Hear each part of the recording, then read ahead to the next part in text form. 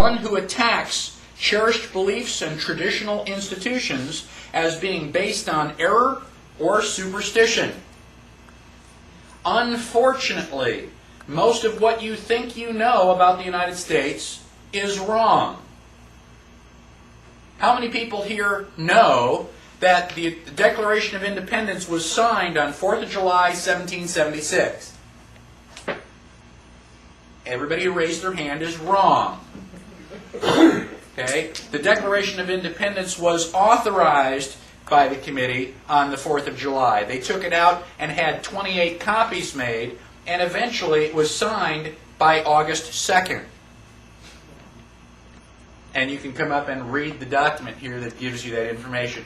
A small piece of trivia, perhaps it doesn't mean anything, but having the Declaration of Independence signed on the 4th of July is something that we've all just taken for knowledge, for truth. And it's not. And again, most of what we have been taught about the United States, we've been misled or just misinformed. Now, the very first topic is the difference between rights and privileges. This topic is fundamental to everything else that we are going to learn. That's why I put it first. Everybody's just shown up this morning. Probability that you're going to fall asleep on me in the first 30 minutes is less than, the probability that you'll be dozing at the end. So if you are going to stay awake for any information, stay awake for this.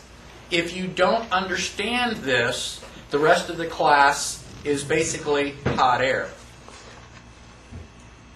A right is defined as a power, privilege, faculty, or demand inherent in one person and incident upon another. Generally defined as powers of free action. Something that you have the sovereign authority to do because there is no higher authority to get permission from. There's nobody to ask. You've heard the expression, the buck stops here. That means you're it. You make the final decisions. That's what sovereignty is all about. You are endowed by your Creator with certain unalienable rights. You don't have to ask. Now, this is the exact opposite of a privilege. A privilege is defined as a particular and peculiar benefit or advantage enjoyed by a person, company, or class beyond the common advantages of other citizens. A particular right, advantage, exemption, power, franchise, or immunity held by a person or class not generally possessed by others. A temporary authority granted to you by someone of a higher authority. Let me give you an example.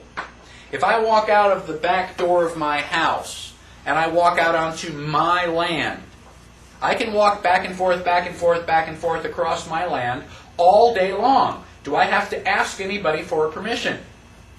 No. It is my land. I own the property. And because I own the property, I have a right to do anything I want with that property. And if I want to walk back and forth across it, I will. Now, let us presuppose that you have the property or the land right next door. Let us further presuppose that I want to walk to the store, which is just across your land. Can I walk back and forth across your land anytime I want? No. I have to get permission. It is a privilege for me to walk across your land. Why? Because I don't own your land. You own your land. You have complete and total authority to do whatever you want with your land. Monday, Tuesday, and Wednesday, you may decide to let me walk across your land. We're next door neighbors, we're buddies, we go out, socializing together. So there's no reason that I shouldn't walk across your land. Yes, you may. On Thursday, you may wake up on the wrong side of the bed. You may have had a fight with your significant other. You may just be in a bad mood. You don't have to have a good reason. You just have to have a reason. And you can say, no, you may not walk across my land. You have to walk around. So walking across your land is a privilege granted to me by someone of higher authority, the owner of the property, you. That privilege can be revoked at any time. Yes, you may. No, you may not. Yes, you may. No, you may not. And I have no control over that. One of the fundamental problems in the United States is that the government has convinced us that we have certain privileges granted to us by the government. Excuse me, I have rights endowed to me by my Creator. Where does the government get power? We, the people, grant the government privileges. The power comes from us and goes to government, not the other way around. Now, there are some important sub-layer concepts with rights. One of which is that rights are derived from property. In my example, I can walk back and forth across my property because it's my property. I can do anything I want if I own it. So anytime you get into a dispute as to who's got the right to do this, that, or the other thing, the real question that should be asked is, who owns the property? If you can identify the owner of the property, the question answers itself. The owner of the property can do whatever they want. Now, we frequently hear the phrase, constitutional rights. I hate that phrase.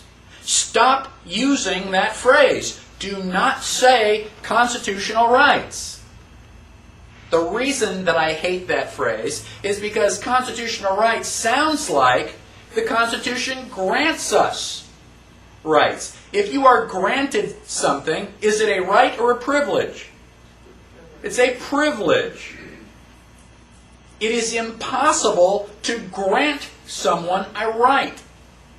It's a contradiction in terms. It's like a round square. It's the opposite. Like jumbo shrimp. You just cannot have a right which is granted. Now, there is a second concept that, let me continue on this property. You have a right to life. Where does that right to life come from? Well, property.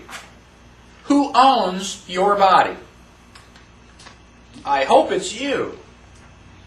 What are you if someone else owns your body? You're a slave. So, basically, if you are not a slave, then you own your own body. Can you do whatever you want with your body? Yes. Now, is smoking good for you? No, that's pretty much, okay. But if you want to put a cigarette in your mouth and smoke it, it's your body. Do what you want. It's not up to me to tell you what to do with your property. I don't recommend it.